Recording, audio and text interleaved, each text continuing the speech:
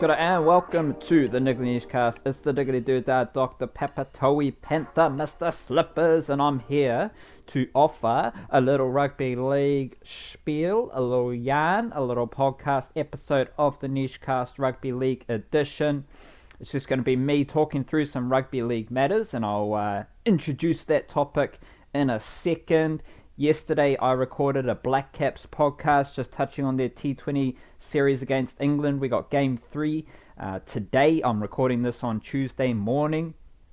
And today we are also recording a Plunket Shield episode of the Newscast as well. So if you do like some cricket and you're listening to this, listen to that Black Caps podcast and also the Plunket Shield podcast that will be on your feeds in a jiffy.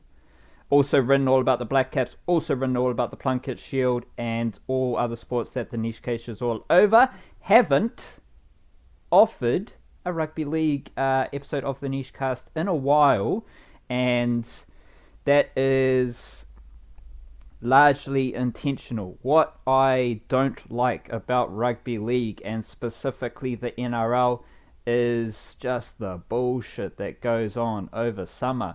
And I am going to talk about the Warriors a little bit here, but I am completely just zoning out of any NRL matters, whether it's the Warriors, whether it's just the bullshit and completely nonsensical. Like the NRL dropped their top 30 squads for each team, and yet like players haven't even been signed. You don't even none of this player transfer stuff has been finalized for next season. It won't be everything's going to change from this point on, so who knows what the fuck is going to happen for next NRL season. But we do have some things, the Warriors and then International Rugby League as well. Kiwis defeated Great Britain on the weekend, and Tonga. Going to spend the bulk of this episode probably talking about Tonga because I've got a few perspectives that I want to throw up in the air.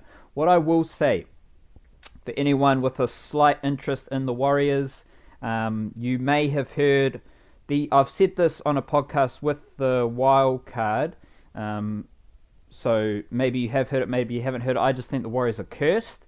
They are just a cursed organisation, and since I raised that idea with the wild card, the Warriors have apparently parted ways with Brian Smith, the kind of overarching football manager type of dude, and before that they parted ways with Alex Corvo. So all of that just leads me to double down on the fact that the Warriors are cursed. Alex Corvo and Brian Smith came to the Warriors, and Nathan Kalis as well, I think. Nathan Kalis was the reserve grade coach, and now he's gone back to Sydney. I think I read that he's going to work with the Roosters. Right, so all of those people coming to the Warriors was reason for my optimism. I just think that having smart people around the Warriors is a good thing. And I still believe that. I still think you have some smart people there, although it's not smart people per se, but just people who are good at what they do in their role in rugby league. Alex Corvo came and just had no impact on the Warriors at all. There was a period last season, 2018, where the Warriors were fit, they were humming, they were all good. But then, one of the famed strength and conditioning coaches of rugby league had zero impact, and perhaps by the end of 2019 season, Alex Corvo may be perceived as having a negative impact on the Warriors because 2 years at the Warriors only led the Warriors under Alex Corvo to look about as unfit as they've ever looked. That's the curse. You come to the Warriors, and whatever your reputation is, whatever your skill set is, it all gets fucked up by the Warriors curse.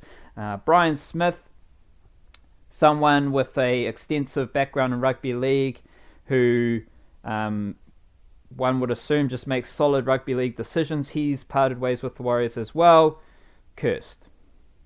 Nothing really good came out of what Brian Smith came to do at the Warriors, to best of my belief, and Then you also look at Nathan Kalis. Like, reserve grade Warriors didn't have a great season on the field. I do think there are some positives in the way that guys like Patrick Herbert stepped up to play reserve grade. Guys like Chanel Harris-Tavita. The moves from players in reserve grade to the NRL team were pretty good. And that's a good sign of a solid reserve grade system. But the club was shit. The performances from the NRL team and the reserve grade team were shit. And now Nathan Kalis goes back to Australia. So the Warriors are just cursed. Like, you can't just... I don't know why they are cursed. I don't know who's to blame for the curse. I'm just stating my observation that the Warriors are cursed. And there's another little narrative that I want to throw up and keep tabs on over the coming weeks, is this idea of scrapping the Jersey Flegg team and bringing in an SG Ball team. I do want to write about this at some stage as part of my overarching look at the Warriors. Are they doing their recruitment thing? I've done this annually, so go Google it. Google the niche case Warriors recruitment, and you'll just find a few previous editions of that. What I'm interested in is something that Brian Smith said before he apparently left the Warriors. Holy cow. He said this only like 2 weeks ago. Was that the SG Ball team system and how they want to set it up is to stop younger players going to Australia. What I believe is just going to happen is you're going to have this SG Ball team that plays for like 6 or 7 weeks prior to the NRL season starting. A little bit of an overlap there between the two seasons. What are they going to do after SG Ball? There's no under 20s. There's no like bridge between SG Ball and reserve grade other than playing Premier football in Auckland. To me, it just seems illogical. To me, it just seems ridiculously stupid, and I would suggest it's more financially based, perhaps, just in how they are shifting their costs from a under 20s Jersey Flegg season that matches NRL season to an SG Ball season, which is far shorter and condensed and easier to manage. So I think it's a logistical financial decision, but Brian Smith was basically saying we're putting greater effort and resource into the under 16, under 18 bracket, which is cool, that's fine, that's a good move, but you're leaving a big hole between under 18s and NRL. And that big hole, like Brian Smith was saying, we want to keep, invest in these players and their families and show them that we're looking after their kids at that age. Well, what are you doing for the kids who are 18, 19 years old? What are you offering them? They're just probably going to go to a NRL club that has a better development. I don't know. I'm just interested to see how that all plays out. Too much Warriors talk. Fuck the Warriors. They're cursed, and I don't care about them until we get closer to the season. As far as New Zealand Kiwis have gone recently, they had that loss to Australia, then they came back and defeated Great Britain. We first and foremost need to understand that this is a kind of weakened Kiwis team. Against Australia, they didn't have I think there are some big names that you add to the forward pack. Jesse Bromwich, Nelson Asofa-Solomona. Joseph Tapine did not play versus Australia, did play versus Great Britain. James Fisher-Harris is someone I like to see in that Kiwis jersey as well. So under strength, Australia were sizzling, they were hot, and then you come up against Great Britain, and I think the overall vibe from both games is just that there's something weird about this Kiwis team at the moment. Like, they're making a lot of errors, and they're kind of that, like, the game against Australia was what it was. Like, the Kiwis are up and down against Australia. You never know what's going to happen, other than, like, there's two kind of games where the Kiwis get absolutely smoked like they did in that outing, or they step up and rise to the challenge, and Australia usually win by a narrow margin. Flush the dunny with that one and come to this Great Britain game, which was a lot tighter, far less entertaining. It was grisly. It was a test. It was a true test match game of rugby league, which is cool, but like, that ref just kind of ruined the game to my belief. He was just blowing that whistle a wee bit too much. But it was a rugged test match, and there's nothing wrong with that, especially when Kieran Foran gets injured early on. Kieran Foran's kind of up shit's creek in terms of injuries at the moment. Like, bro, that dude needs to just pray, I guess. Like, he doesn't have much hope in any other factor regarding injuries. But the Kiwis did well to absorb the loss of Kieran Foran. You're planning for Kieran Foran and Benji Marshall all week, and then you end up playing with Jerome Hughes coming into the halves. Cody Nikorima had to play 76 minutes at hooker. Now, obviously, you had the Brandon Smith situation. He was a late scratching for whatever reason. Cody Nikorima comes in to start at hooker and played 76 minutes of a rugged test match at hooker. Like, that's a good effort, and could be viewed as, like, just all sorts of bullshit thrown the Warriors' way. Like, they're playing Cody Nikorima as a half, and here comes Cody Nikorima playing dummy half hooker for the Kiwis. 76 minutes, bro. Cody Nikorima, playing hooker in a test match, made 53 tackles. One missed tackle. I will suggest it's easier to defend in the middle than defending out on an edge, and Cody Nikorima has a high missed tackle count in the NRL. Defending out on the edge can be niggly because you're more likely in a one-on-one scenario, and you're in a one-on-one in a less advantageous scenario against a big second rower or a hot stepping half. In the middle, you got the two big boppers either side of you, and you can kind of work together as a unit. So I'm not like you should expect the difference in missed tackle count, I think, but either way, 53 tackles, 76 minutes for Cody Nikorima. That's a huge effort from him. And yeah, obviously Jerome Hughes came in. Benji Marshall had 17 kicks. Jerome Hughes had just 2. The Kiwis were very restricted. They didn't really do too much with the footy. Benji Marshall got the footy, just kicked it, pegged it, Great Britain down their own end. It was a very basic game plan, and which lent itself into that rugged test footy nature. So not like an amazing game, I guess, but it was just the Kiwis needed to win that one. Like, they desperately needed to win that. They've had like two performances that felt a bit underwhelming, and Australia and this Great Britain game, and there was just a weird vibe coming from the Kiwis, like so many errors, a little bit of frustration, like what are we doing here? And obviously against the Kangaroos, Sean Johnson had a few weird errors. Like, it's just a strange vibe from the Kiwis, but they, shout out to them for just gritting their teeth and getting into that contest with Great Britain, because Great Britain offer nothing. They're plain as fucking bread.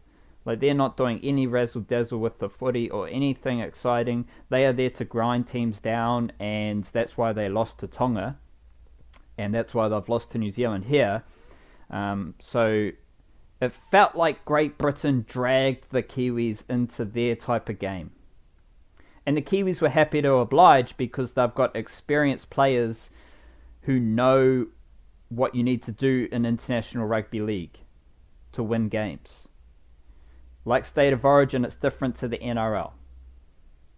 It's just that more rugged, set for set, grinded out kind of situation. And it felt like Great Britain dragged the Kiwis into it, and the Kiwis obliged in the sense that they switched their focus into a grinding affair as well, and they won.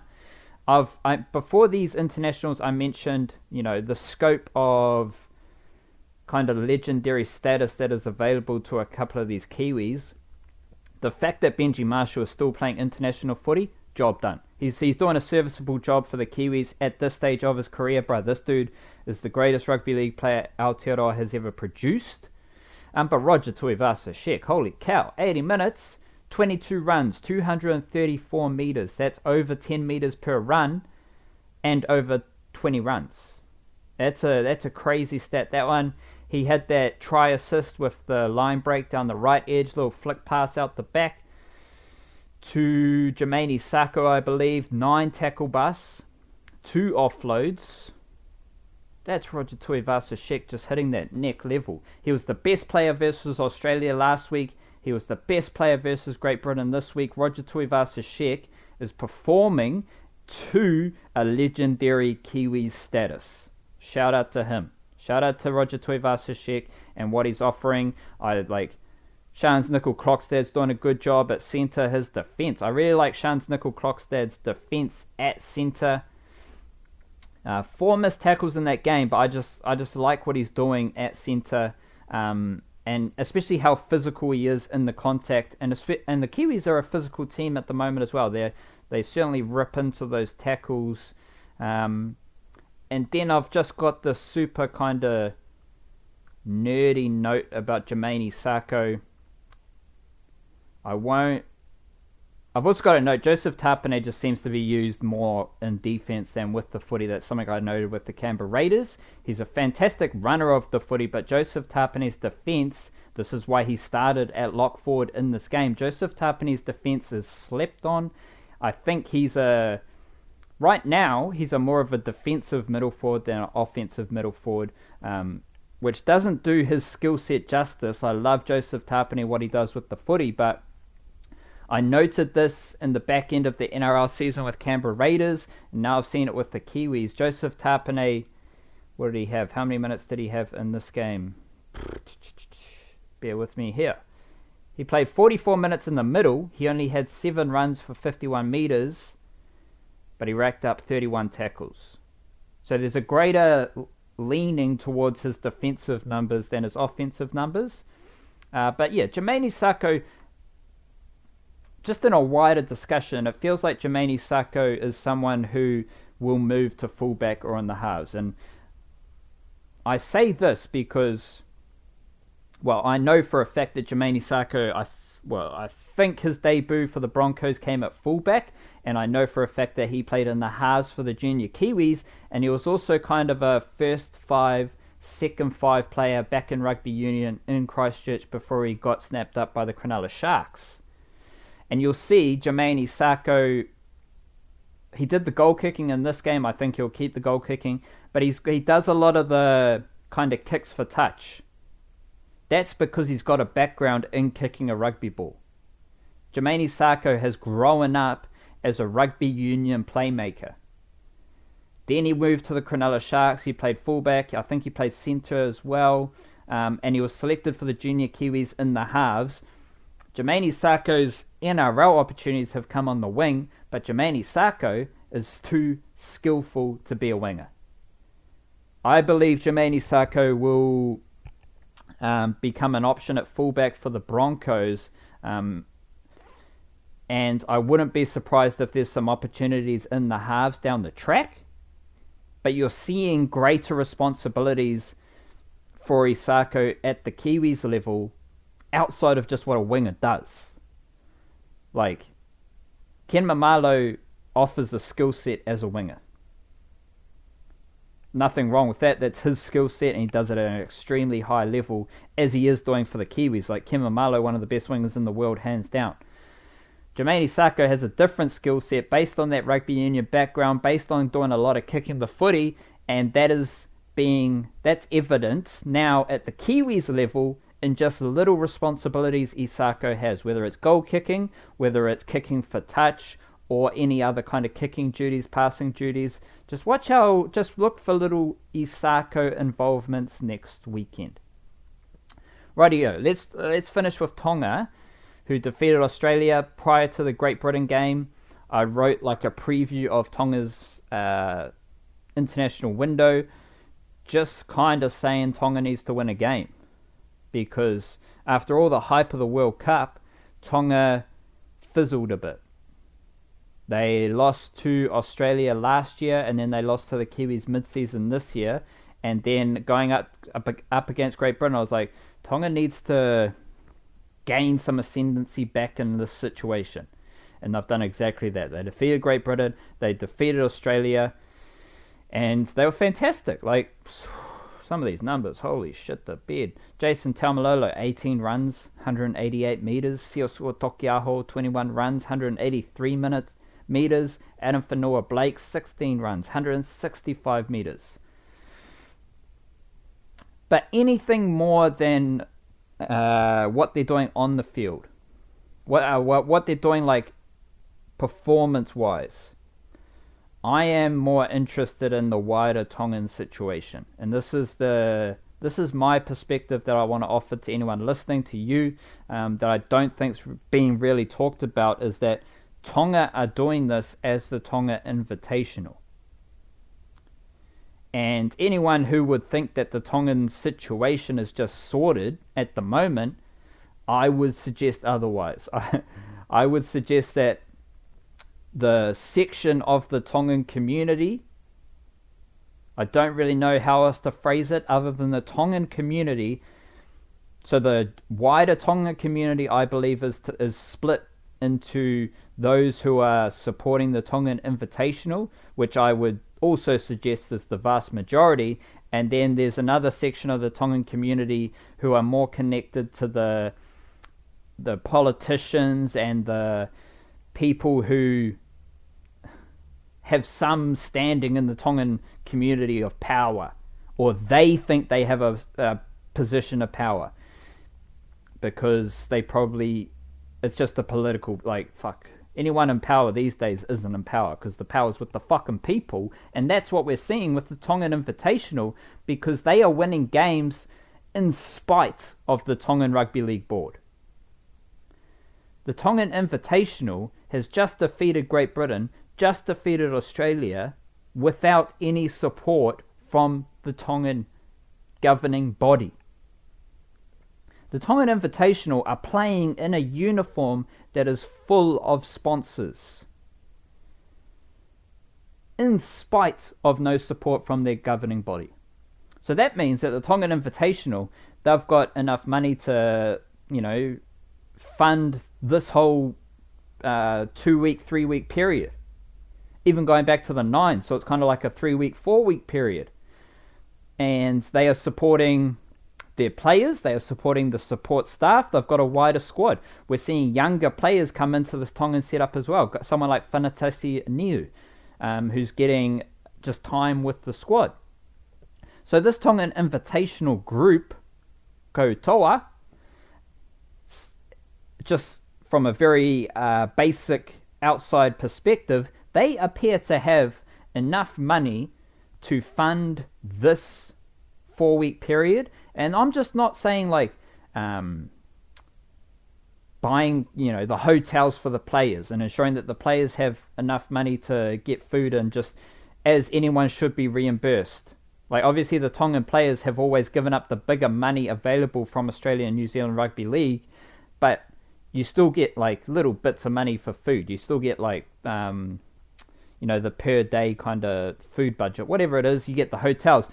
The Tonga Invitational aren't just doing that on a very minimal level. They have got a staff. They've got a wider support crew. So there's like 30, 40 people involved here in Tonga Invitational team, in the squad, in the group, and there is enough money there to support the Tongan Invitational group. Now none of that is coming from the Tongan National Rugby League board. So the Tonga Invitational group that we are seeing right now, the group that has just defeated Great Britain, the group that has just defeated Australia, are self-sustainable. They're doing this by themselves. They've got all the sponsors on their jersey, so that means that the sponsors that you see on their jersey are connected to this group of players, this coach, Christian Wolf, and whoever's running Tonga Invitational. Those sponsors are not connected to Tongan National Rugby League, because if they were aligned with Tongan National Rugby League, they damn well won't be allowed to support Tonga Invitational. So I believe this whole Tonga situation has offered like an energy and a I don't know what the Tongan version of mana is, but their dramas with their governing body, I believe, has driven them to higher levels of performance in the past few weeks. They're playing with an energy and an intensity that I believe stems from their pride in representing Tonga, and how they have been treated by their governing body. I believe that's like boosted their energy, boosted their mana, and they're carrying like Andrew Johns was saying that the Australian team didn't really be playing with a whole lot of pride. That's because everything's honka-dory for Australia. Whereas for Tonga, they've got this situation and they've been taken to another level by that situation. And then you have the fact that Tonga Invitational are currently super duper self-sustainable. So where does the leverage sit? The Tonga, right now, to wrap it up, right now, the Tonga National Rugby League organisation has zero leverage over their players. Absolutely no leverage in the situation. Tonga National Rugby League cannot make any power moves. They got nothing. The players, led by Sioso Tokiaho, Andrew Fafita, Saliva Havili, Will Hopewadi, Jason Taumalolo, and John Hopewadi. Don't sleep on John Hopewadi. He's the main instigator in all of this. He's the dude standing up for his players. However you feel about John Hopewadi is the elder of this team. He's the matua of this Tongan Invitational group. All of these people are leading this Tonga Invitational team, and this Tonga Invitational group team squad, they have the leverage. They have the power in this situation. Not only because they've just won 2 games against superior nations, that only increases your leverage like drastically, but regardless of those results, Tonga Invitational have sponsors on their jersey. They've got a Eden Park, with a decent amount of fans. They played in Waikato, Hamilton last week, decent amount of fans. All the leverage is with Tonga Invitational. All the power is with this group of players. And again, Tongan National Rugby League, you got nothing. You got no power. You got no leverage. So the ball is now in Tonga National Rugby League's court with no leverage, no power, and we just wait and see to what happens here. I feel amazing for the players. I love what the Tongan players have done. I like the stand that they are making. They decided to play for Tonga to represent their people and inspire their people. The same ethos, the same message is the foundation of their argument against Tonga National Rugby League. They are fighting against Tonga National Rugby League because Tonga National Rugby League is not representing their people, is not inspiring their people to the best of their abilities. Big it up to the players. Shout out to the players, cheer to the players. Mad love to what you're doing, representing your people, inspiring your people, and fighting the fucking system. You! Wrap it up there. Kia kaha, stay beautiful. Thank you for listening. If you do enjoy the Nichecast, if you do enjoy the Nichecast and what we are doing, jump on Patreon, support us straight up the guts, directly to us. Otherwise, just listening to this shit makes me happy. And the sun's shining once again in Okalangi, and I am feeling fantastic. I hope you're feeling fantastic. Do a nice deed to someone after you listen to this episode, and stay beautiful. Kia kaha, cha cha.